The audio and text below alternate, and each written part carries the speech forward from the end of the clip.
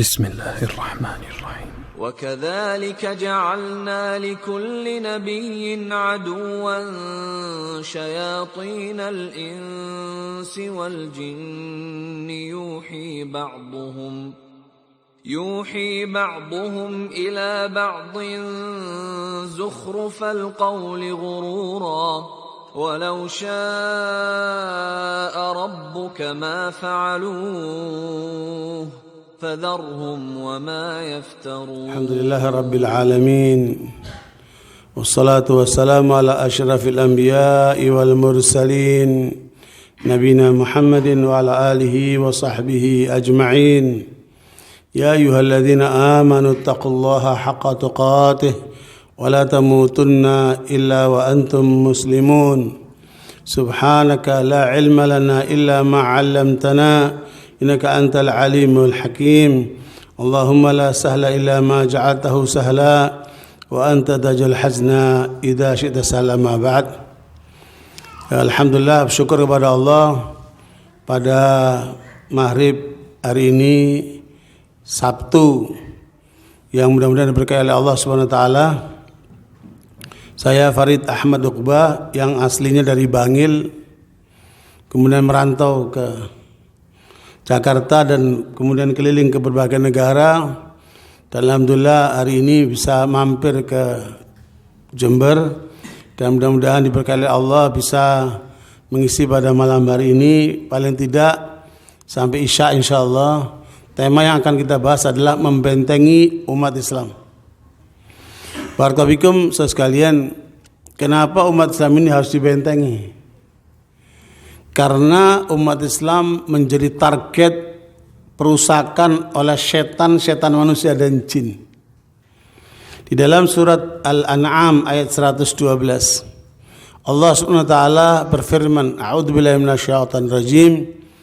Wa kadzalika ja'alna likulli nabiyyin 'aduwan syayatinal insi wal jinni yuhi ba'dhum ila ba'din zukhrufal qawli ghurura walau syaa rabbuka ma fa'aluhu fadharhum wa ma yaftarun.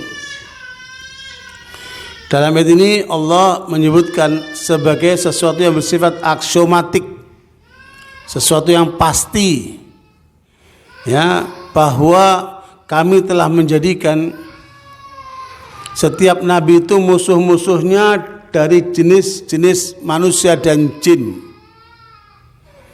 Ya, kalau kita mengaku pengikut nabi, maka pasti kita akan menghadapi hal yang sama yang dihadapi oleh nabi, yaitu musuh-musuh dari jenis setan-setan dan jenis setan manusia dan jin. Satu sama lain akan memberikan inspirasi, memberikan pandangan-pandangan, rayuan-rayuan.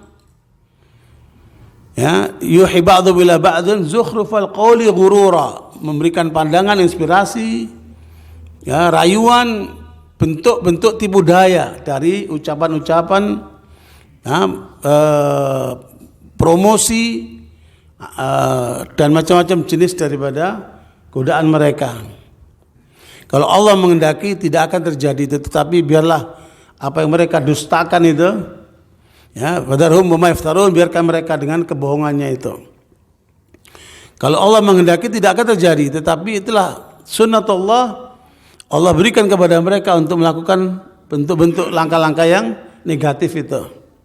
Tetapi tinggalkanlah kebohongan mereka itu.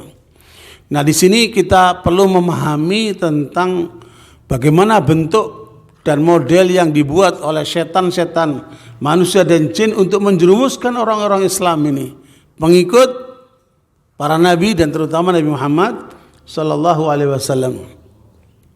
Saya sendiri sudah menulis buku cukup tebal tentang bagaimana mengalahkan setan. Ya, setan manusia dan jin ini sudah saya tulis dan saya deteksi berbagai macam jenis macam manusianya dan jinnya serta berbagai macam godaannya itu. Kalau itu dipaparkan mungkin akan panjang, tapi saya akan meringkaskan bagaimana cara membentengi saja dulu. Karena dulu saya pernah berpendapat bahwa saya nggak punya musuh. Dulu saya pernah berpendapat saya tidak punya musuh. ketika saya membaca pernyataan daripada Imam Ibn Hazm, ya, seorang ulama dari Andalus ya, yang karangannya cukup banyak, di antaranya Muhalla, ya, dan yang lainnya, beliau mengatakan siapa yang mengatakan bahwa dia tidak punya musuh itu adalah majnun. Beliau katakan apa? Majnun, orang gila itu. Kalau orang merasa tidak punya musuh. Padahal Allah berfirman dalam surat Fatir ayat ke-6, ya, surat Fatir ayat yang ke-6 Allah katakan, "Inna syaitan lakum adu, fattakhidhuhu aduwa. Innama yad'u hizbahu liyakunu min ashabis sa'ir." Syaitan itu musuhmu, maka jadikan dia musuh. Jangan rangkulan sama setan. Jangan bersahabat dengan setan. Setan itu musuhmu, maka jadikan setan itu musuhmu. Sesungguhnya tujuan setan itu adalah mengajak kroni-kroninya, kawan-kawannya, kelompoknya supaya masuk neraka rame-rame. Itu misi besar mereka. Ya, mereka supaya apa? Mengajak kawan-kawannya, orang-orang yang menjadi objeknya, sasarannya, supaya masuk neraka apa? Rame-rame. Maka Nabi mengingatkan kepada kita, inna syaitana ais an ya'budal musallun walakin fit tahrishi fima bainahum. Sebenarnya syaitan itu sudah berputus asa untuk menggoda orang-orang yang sholat itu. Tetapi mereka tidak pernah berputus asa di dalam mengadu domba. Di dalam apa? Memfitnah. Di dalam kemudian apa? Membikin keonaran di tengah umat ini. Itu setan-setan semua. Kalau antum ada satu pihak melihat satu pihak, satu kelompok ribut dengan kelompok yang lain, sesama orang Islam, ya, yang akidahnya benar, sesama-sama Ahlus Sunnah wal Jamaah, pasti di belakangnya ada pengaruh setan itu. Itu suatu hal yang aksiomatik, suatu hal yang pasti. Ya, maka Nabi mengatakan setan tidak akan berputus asa untuk mengadu domba antara kalian, memfitnah antara kalian. Ya. Karena itu kita harus waspadai semua gerakan setan, baik setan manusia maupun setan jin, untuk tidak merusak kita, merusak tatanan kehidupan kita, merusak misi kita untuk menuju ke arah Allah, ya, merusak apa yang keingin kita menjalankan syariat Allah. Semua penghalang itu adalah dari jenis setan manusia dan jin. Nah, itu sesuatu yang harus kita sadari selalu seperti itu. Makanya Pak Natsir rahimahullah, seorang ulama kita, Perdana Menteri Indonesia pertama, ya, pendiri Dewan Dakwah Al-Islamiyah, beliau mengatakan 3 kelemahan umat Islam. Ingat-ingat itu. Analisa beliau saya lihat tajam sekali dan tepat sasaran, lihat keadaannya umat ini.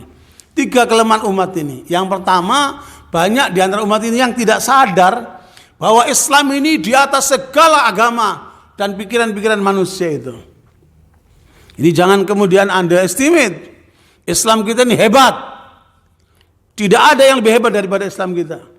Saya pernah melakukan upaya untuk melakukan deteksi ya terhadap kekuatan kita sebagai umat Islam dan kekuatan musuh-musuh Islam. Saya boleh katakan dari hasil deteksi saya, semuanya kita kalah. Semuanya kita kalah. Mau bicara intelijen, mau bicara kekuatan, bicara ekonomi, mau bicara strategi, semuanya kita kalah. Kecuali satu, Islam. Islam yang kita miliki tidak mereka miliki. Karena kekuatan kita ada pada Islam itu. Makanya jangan lupa tonjolkan itu kelebihan Islam, kemuliaan Islam. Ya, karena itu Allah katakan faqul syahadu bi anna muslimun, saksikan kami orang-orang Islam. Wala tamutunna illa wa antum muslimun, jangan kau mati kecuali dengan Islam. Karena itu kekayaan kita yang paling mahal sekalian. Bukan rumah kita, bukan pabrik kita, bukan aset-aset kita, yang paling mahal dalam hidup kita apa? Islam kita itu.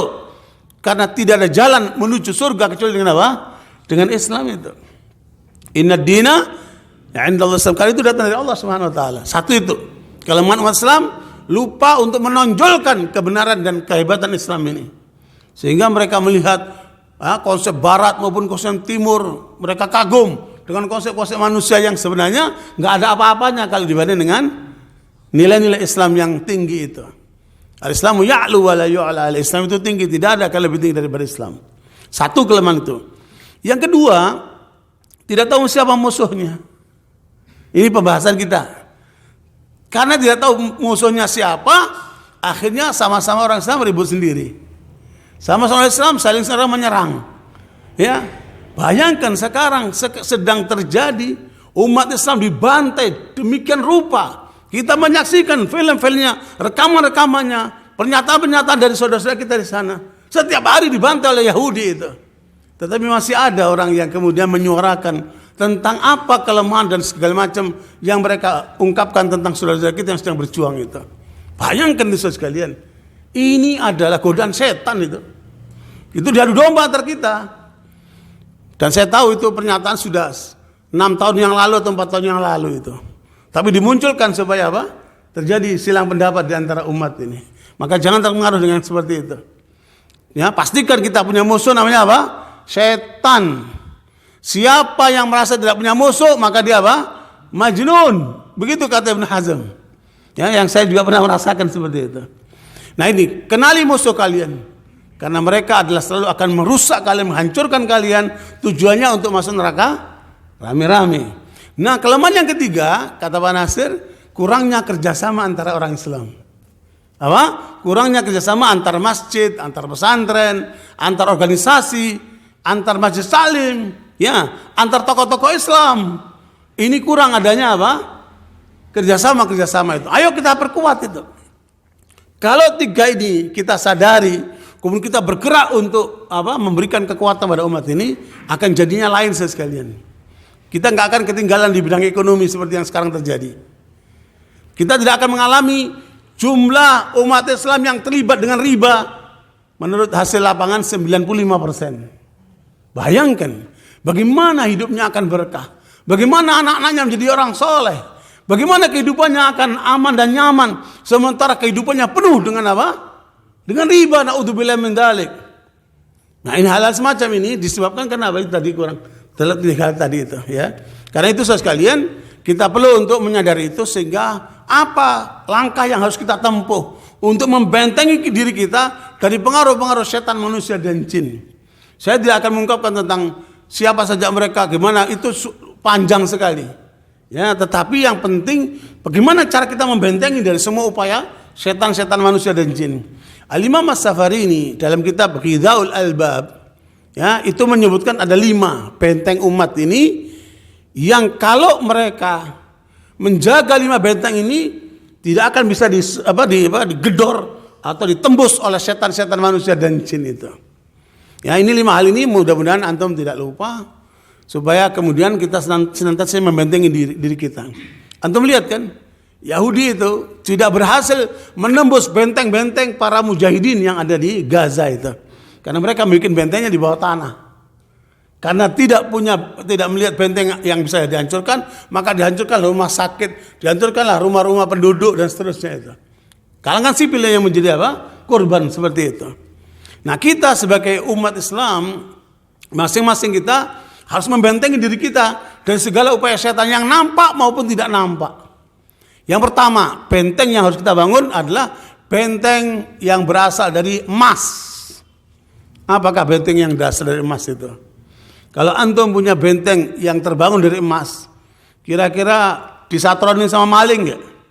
Kira-kira dilirik sama perampok nggak? Kira-kira akan diupayakan untuk dijebol nggak sama para penjahat itu?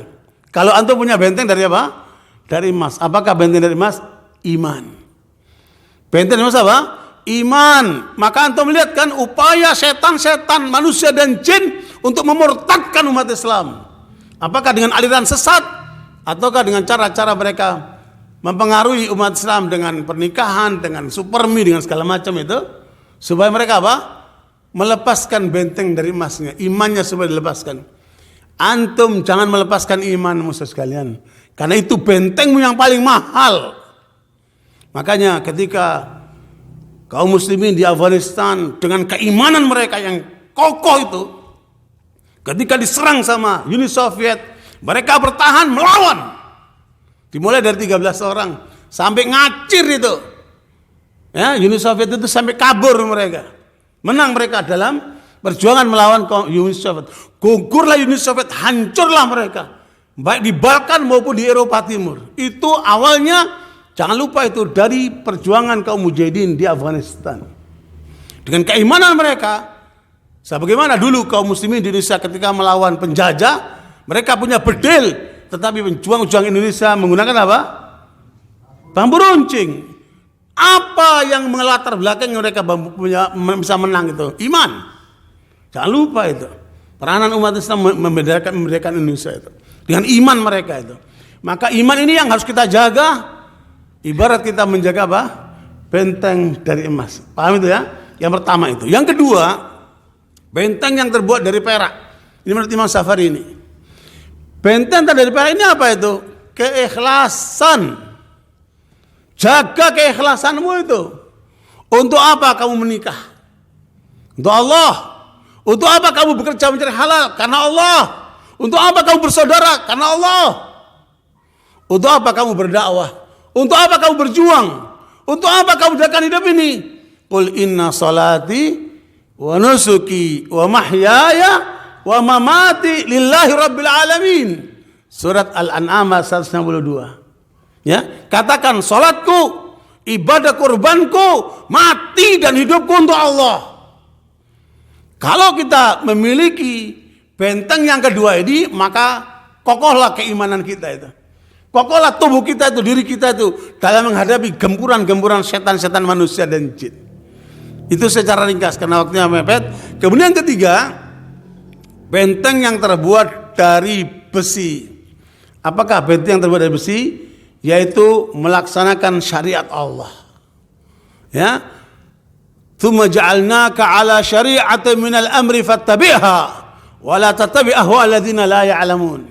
Dalam surat Jasiyah 18 Allah mengingatkan kepada Muhammad SAW, ikuti, katakan Muhammad, ikutilah syariat yang datang dari Allah yang mengandung perintah itu. Syariat Allah itu cuma dua. Perintah kerjakan dan perintah larangan kamu tinggalkan. Ya, yang diperintahkan kamu jalankan, yang dilarang kamu tinggalkan. Itulah syariat Islam itu.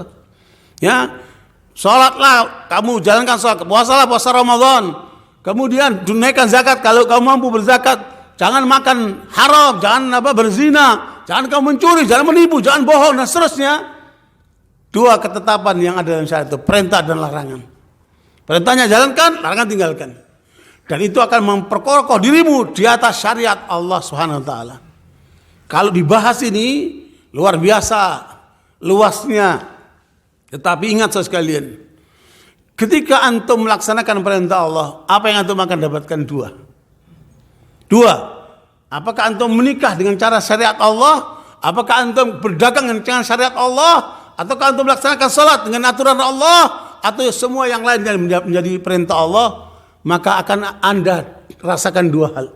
Ini diungkapkan oleh Imam Sultan Ulama Al-Izz bin Abdul Salam dalam kitab Al-Qawaidul Kubra. Apa dua itu? Yang pertama, antum akan merasakan kenikmatan dan kenikmatan.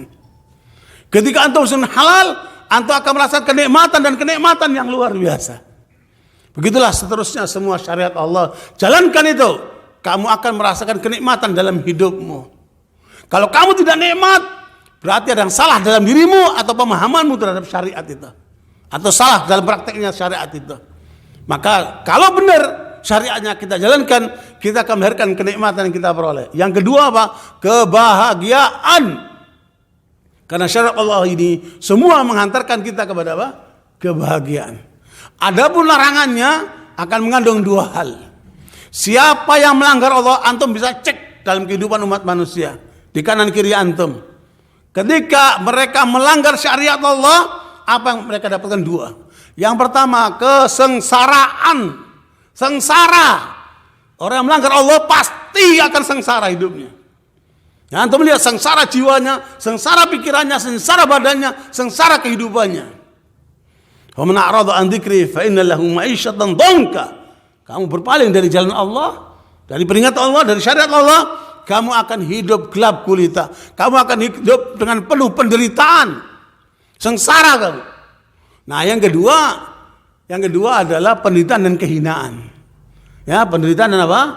Dan kehinaan. Maka jangan pernah melanggar syariat Allah. Saya menyaksikan orang-orang yang di penjara itu, yang karena mereka melanggar Allah. Karena orang masuk penjara dua. Masuk penjara karena melanggar Allah, tetapi ada orang masuk penjara karena membela agama Allah. Sama atau beda? Beda. Ketika orang masuk penjara karena membela agama Allah, dia akan merasa utuh karena dia di jalan Allah SWT.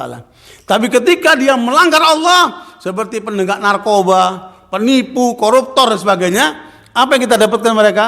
Penderitaan, kesengsaraan dan penderitaan dan serta kehinaan yang ada dalam diri mereka. Jelas itu ya. Makanya jalankan syariat Allah semampunya, fattaqullaha mastata'tum. Ini adalah benteng dari apa? Dari besi. Kata Imam Safarini. Ya, benteng dirimu dengan syariat Allah. Yang keempat, benteng yang terbuat dari batu. Ya, benteng terbuat apa? Dari batu. Apa itu? Menegakkan sunnah Nabi SAW. Jangan jauh dari sunnah Nabi. Karena dalam sunnah Nabi itu ada kemuliaan sekalian.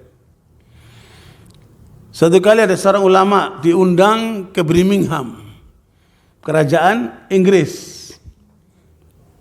Dihadirkanlah tokoh-tokoh mereka, para menteri dan sebagainya. Kemudian pada saat hidangan akan dimulai, si ulama itu pergi ke wastafel, dia cuci tangannya, kemudian dipersilakan makan, beliau makan dengan tangannya. Ikuti sunnah Nabi. Orang-orang yang di kerajaan itu semua begini, kayak mencibir, ya. Tapi ada seorang dari mereka yang nggak kuat mengomentari, Tuan, kita ini sudah di abad modern, tapi Tuan masih seperti nomaden gitu. Nomaden itu orang pegunungan lah. Maka ulama ini dengan senyum dan ramahnya mengatakan, maaf Tuan, Allah menciptakan segala sesuatu pasti ada maksudnya, pasti ada mananya. Mata untuk melihat, ya, telinga untuk mendengar, dan di antaranya tangan saya ini untuk bisa saya merasakan makanan. Coba lihatlah makhluk lain, ya, bebek, ayam, kambing, ya, kucing, sapi, apalagi ikan, makanya langsung nyonyot pakai mulut, makanya pakai mulut kan? Ya, makhluk-makhluk yang lain makanya apa? Pakai mulut, kita enggak, pakai tangan. Keren gak? Karena Allah menciptakan manusia ini, laqad khalaqnal insana fi ahsani taqwim. Allah ciptakan kita ini sebaik-baik bentuk. Antum lihat itu, namanya kucing, ya, kemudian apa lagi? Apa namanya? Kambing. Dia jalannya dengan tangan kakinya itu di bawah. Kita tegap, kaki di atas, kaki di bawah, tangan di atas, tegap kita. Beda dengan makhluk Allah itu kan. Apalagi namanya ikan kan, dia nyerocos saja. Ya, barakallahu, makanya Allah muliakan kita dengan tangan kita ini. Satu.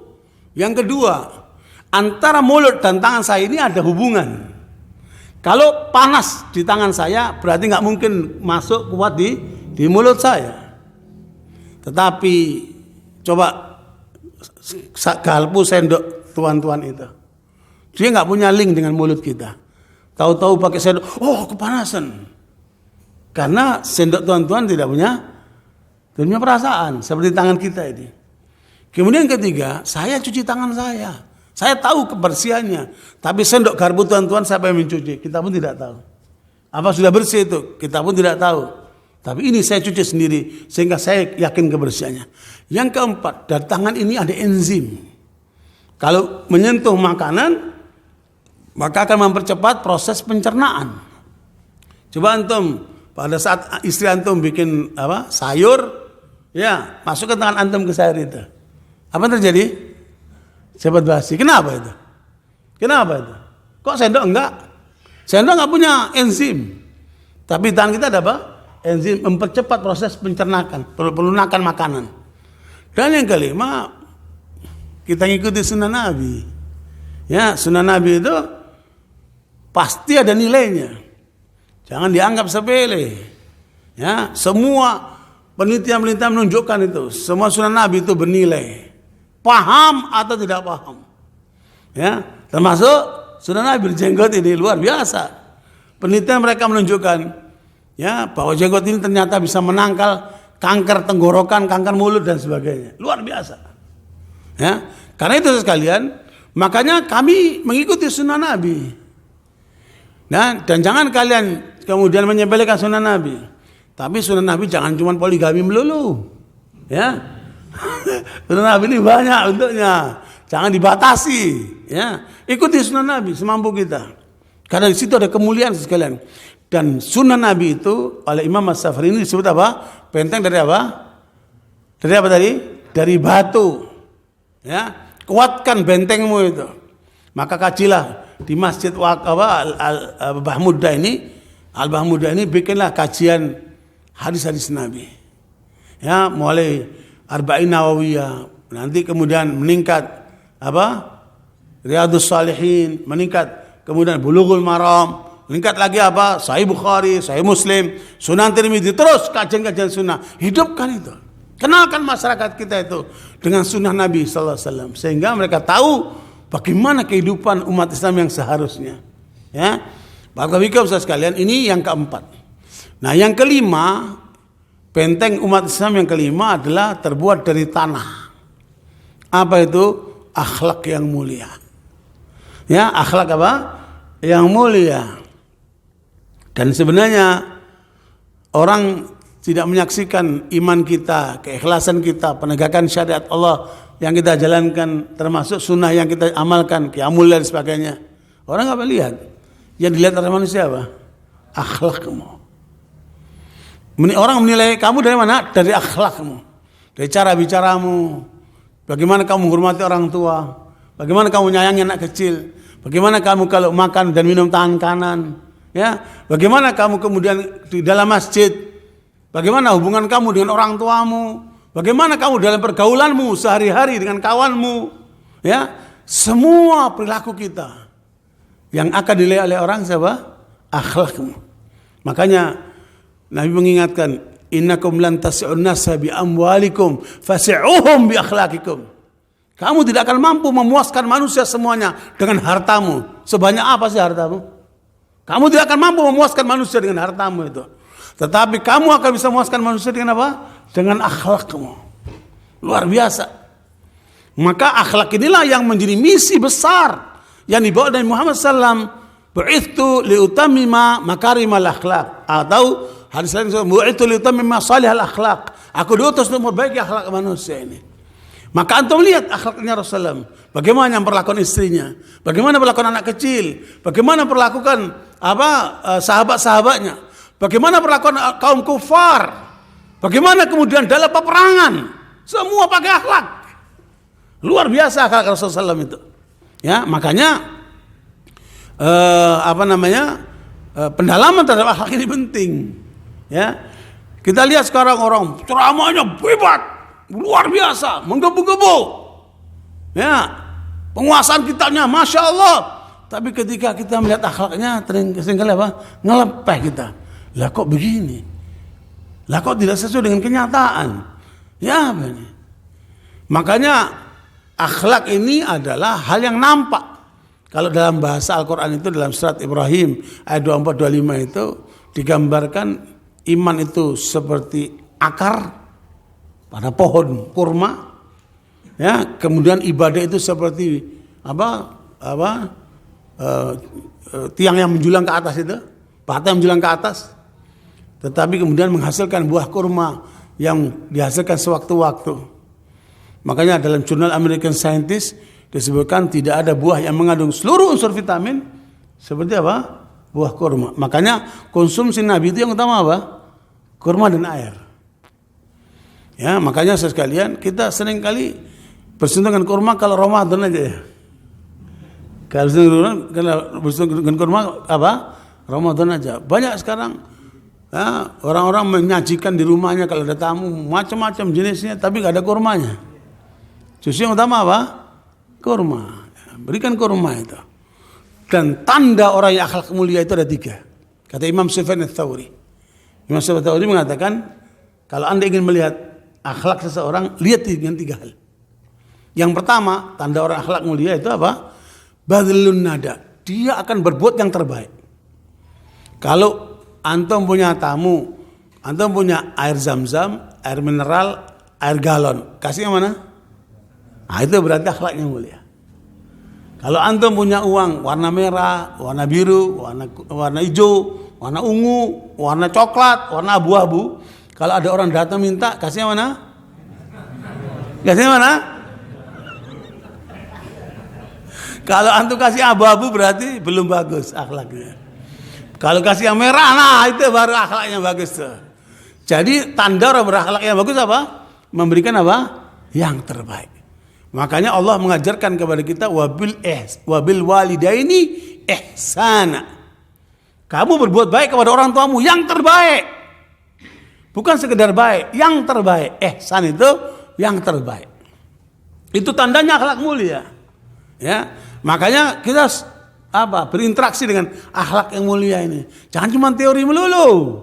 Ya, kita buktikan bahwa kita berakhlak mulia karena kita memberikan yang terbaik. Yang kedua, tanda akhlak mulia itu dia tidak mengganggu orang lain. Dia jaga mulutnya, dia jaga tangannya, dia jaga perilakunya. Kalau kamu tidak bisa berbuat yang terbaik kepada orang lain atau berbuat baik kepada orang lain, maka jangan mengganggu orang lain. Ini sudah nggak berjuang melawan Yahudi, ya sudah tidak membantu kaum mujahidin melawan kaum Yahudi, ngomongnya menyakitkan, ngomongnya memojokkan saudaranya. Ini tandanya apa itu? Tandanya akhlaknya tidak bagus. Tandanya akhlaknya tidak bagus. Kalau Anda tidak bisa berbuat baik, tutup mulutmu. Jangan mengganggu orang lain dengan lisanmu. Tutup, jaga dirimu, jangan mengganggu orang lain dengan tanganmu. Kalau kamu nggak berbuat baik, lebih bagus diam, ya, tidak kemudian mengganggu orang lain dengan perilakumu. Karena itu akan menjadi orang muflis.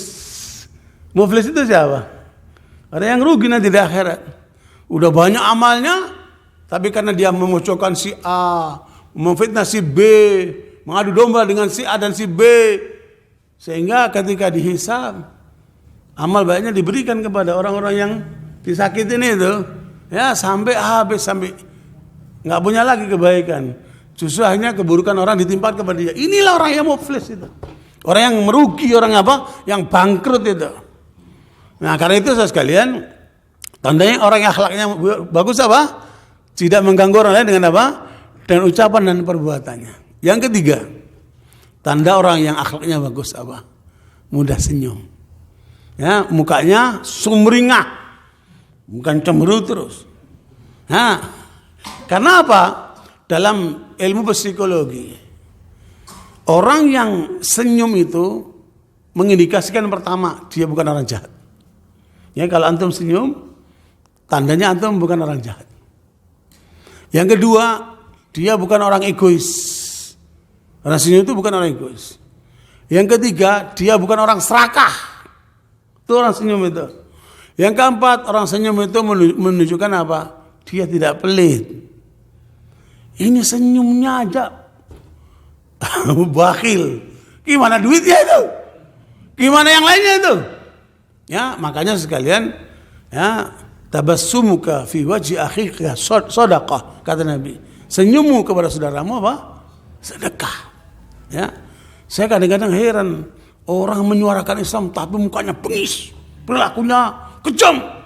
Islam apa itu? Islam apa itu? Ya. Karena itu sekalian, keindahan Islam itu di mana? Justru akan nampak di mana? Di akhlaknya itu. Ya, meskipun kata Imam Safarini, dia posisinya di posisi terakhir dia.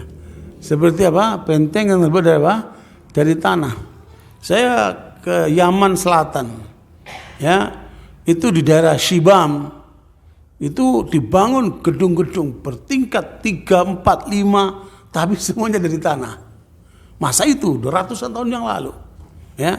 Saya termasuk kakek saya itu asalnya dari situ, dari Shibam itu. Nah, tetapi kita lihat, saya naik ke atas rumah keluarga saya itu, ke atas itu semua tanah itu, luar biasa. Dan itu menjadi semacam museum terbuka buat apa? Para pengunjung. Ya, ada ratusan tahun yang lalu, bangunan yang bertingkat tapi terbuat dari apa? Dari tanah. Artinya tanah itu kalau dikelola dengan benar, itu nilainya besar. Lah kita juga semuanya dari tanah tadinya, ya kan? Asli kita kan dari tanah ya. Ya, innakum min turab, kata Nabi. Innakum min Adam, wa Adam min turab. Kalian berasal dari Adam, Adam pun berasal dari tanah itu. Nah, karena itu ikhwan barakallahu, itulah 5 benteng kata Imam Safarini ini supaya kita jaga dalam kita menjaga keutuhan diri kita, keluarga kita, masyarakat kita, bangsa kita itu. 5 itu. Yang pertama apa? Benteng dari apa? Dari emas. Apa itu? Keimanan, iman, ya. Dan nilainya luar biasa. Yang kedua apa? Benteng terbuat dari apa? Dari perak. Apa itu? Keikhlasan. Jaga keikhlasanmu. Kemudian yang ketiga, benteng terbuat dari apa? Dari besi. Itu apa? Melaksanakan syariat Allah, ya. Insyaallah dengan itu akan menjadi semakin kokoh kan. Nah yang keempat, benteng terbuat dari batu. Apa itu? Menegakkan sunnah-sunnah Nabi. Dan yang kelima, benteng terbuat dari apa?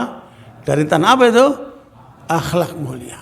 Kalau 5 benteng itu ada pada diri kita, pada keluarga kita, masyarakat kita, bangsa kita, kira-kira kuat tidak? Kira-kira kuat tidak? Tidak akan bisa digempur sama Yahudi itu. Tidak akan bisa dikoyak-koyak sama komunis dan PKI yang dulu itu kan. Nah, begitulah seterusnya. Baik manusia setan manusia maupun setan jin akan apa? Terjadi pembenteng yang luar biasa. 5 bentuk apa? Benteng itu. Tetapi pertanyaannya, bagaimana cara setan manusia dan jin untuk meruntuhkan 5 benteng ini? Ya, gimana caranya mereka? Lihat itu, kecerdasan mereka, setan manusia dan jin ini. Caranya bukan dari atas, yang dirusak dari bawah. Akhlaknya dulu dirusak. Mulailah keluar kata-katanya kotor. Mulai minum tangan kiri, makan berdiri. Ya, perilakunya sudah tidak menunjukkan akhlak mulia. Kalau kita lihat akhlaknya, kita udah ngelepeh kita. Orang kalau udah lihat akhlaknya buruk apa? Ngelepeh kita. Kalau antum bergaul dalam bisnis, dalam kehidupan sama orang yang bohong, itu akhlaknya baik atau buruk? Baik atau buruk? Baik atau buruk? Buruk. Akhlaknya buruk. Coba antum lihat politikus-politikus yang janjinya macam-macam itu. Coba antum cek, benar nggak itu janjinya? Dijalani nggak itu janjinya? Atau bohong-bohong melulu itu? Coba antum perhatikan itu. Dari situ saja kita bisa menilai betapa banyak manusia yang akhlaknya buruk itu. Bukan? Ya, kehidupan kita juga seperti itu. Sekarang amanat itu susah. Ya, cari orang yang amanat itu susah. Karena saking banyaknya orang yang buruk sehingga hilang amanat itu kan. Nah, ala kulli hal itu yang pertama. Yang dirusak apa? Dari bawah. Yaitu benteng dari tanahnya dulu. Dirusak akhlaknya. Kemudian kalau sudah rusak akhlaknya, naik kedua yang berikutnya. Yang dirusak apa? Hubungannya dengan sunnah. Itu kan sunnah. Dia nyepelin sunnah. Itu sunnah. Tapi kalau poligami, semangat ya. Ya, ini sunnah harus kita tegakkan. Tapi yang lainnya, nggak ditegakkan. Dia remehkan sunnahnya itu. Kita berikan kesempatan untuk azan. Kita lanjutkan dikit lagi, insyaallah. Alhamdulillah. Barakallahu fikum. Kita lanjutkan dikit lagi untuk melaksanakan salat berjamaah insyaallah. Jadi sekalian, yang pertama dirusak apa? Benteng yang dibawa, yang dari tanah, akhlaknya. Kalau sudah rusak akhlaknya, maka meningkat berikutnya dijauhkan dari apa? Dari benteng yang berikutnya, benteng dari batu. Ya, yaitu menjauhkan dari sunnah Nabi SAW. Makanya kita lihat banyak orang menyepelekan sunnah Nabi. Jangan ikuti mereka. Karena itu akan naik ke berikutnya. Makanya kata Nabi, "Likulli amalin syarrah wa likulli syarratin fatrah, faman kanat fatratu ila sunnati faqad hudiya, faman kanat fatratuhu ila ghairi dzalika faqad halak." Manusia ini punya keinginan semangat itu fluktuatif. Kadang meningkat semangatnya sampai kepada yang maksimal. Nanti akan terjadi penurunan. Nah, penurunan itu namanya futur. Dalam bahasa hadis namanya apa? Futur itu artinya apa? Decline terhadap semangatnya, kemunduran apa? Penurunan daripada semangatnya. Ketika turun semangatnya, down dia, maka kata Nabi, jangan kamu meninggalkan sunnahku. Siapa yang mengalami posisi penurunan dalam semangatnya, maka dia lari kepada selain sunnahku, hancur dia. Karena antum lihat kan, ada orang-orang yang punya masalah, kemudian dia down, semangatnya menurun, hanya larinya ke kafe-kafe, larinya kemana? Ke narkoba, larinya, hancur dia. Ya, ketika Anda mengalami penurunan semangat, namanya futur, kata Nabi, jangan jauh dari apa? Sunnahku. Siapa yang ketika mengalami penurunan semangat, dia terus memegang sunnahku, maka dia akan selamat. Ya, nah itu. Maka yang kedua yang akan dihancurkan apa? Ikatan kita dengan apa? Dengan sunnah. Ini benteng yang terbuat dari batu. Nah, kalau sudah rusak karena sudah tidak lagi perhatikan sunnah, menganggap sunnah sepele dan sebagainya, maka yang dirusak apa? Syariatnya. Tidak lagi tahu halal haram. Mulai menyepelekan sholatnya. Ya, mulai kemudian zalim kepada istrinya. Ya, yang wajib diabaikan, yang dilarang malah dikerjakan, dia bersekutu dengan haram. Dia terlibat dengan riba dan seterusnya. Hati-hati itu. Ini bentengnya sedang diruntuhkan. Benteng dari apa? Dari besi. Nah, kemudian setelah ini rusak, mulailah dirusak apa? Niatnya, keikhlasannya. Makanya kata seorang ulama dan pemikir dari Al-Azhar Mesir, Profesor Dr. Muhammad Imara, beliau mengarang 200 lebih kitab. 200 lebih kitab beliau mengarangnya. Tapi beliau simpulkan dalam dua hal saja. Kalau Anda ingin maju, ya, dalam semua urusan Anda, maka perhatikan dua hal. Al-iradah wal idarah. Al-iradah berarti menata niatmu, keinginanmu, cocokkan dengan keinginan Allah. Ya, cocokkan keinginanmu dengan keinginan Allah. Mana keinginan Allah? Ya syariat itu. Ya, jangan kamu bergeser dari syariat Allah itu. Cocokkan keinginanmu dengan keinginan Allah. Yang kedua, manage dirimu, manage waktumu, manage tenagamu, manage ilmumu, manage segala macam perilakumu, kehidupanmu, supaya jangan sampai melanggar Allah. Jangan sampai bergeser kepada selain Allah. Nah, itu. Makanya menjaga ketulusan, keikhlasan ini ditandai dengan 3 hal, kata Ali bin Abi Thalib. Kalau orang itu pertama tidak kecewa. Jadi orang yang kecewa itu berarti niatnya tercederai. Ya, makanya jangan pernah kecewa. Kalau kita karena Allah tidak akan pernah kecewa. Yang kedua, ya, tidak butuh pujian. Orang yang ikhlas itu dia nggak butuh pujian. Yang ketiga, dia tidak takut celaan. Orang mau ngomong apa, dia nggak takut celaan. 3 itu tanda orang yang apa? Ikhlas kalbunya itu. Dan seterusnya, ini juga panjang penjelasannya, tapi itu yang ringkas-ringkas saja. Supaya benteng yang dari apa tadi? Dari perak terjaga. Nah, terakhir nih, kalau ini juga jebol juga, dia akan naik ke atas lagi. Benteng dari apa? Dari besinya.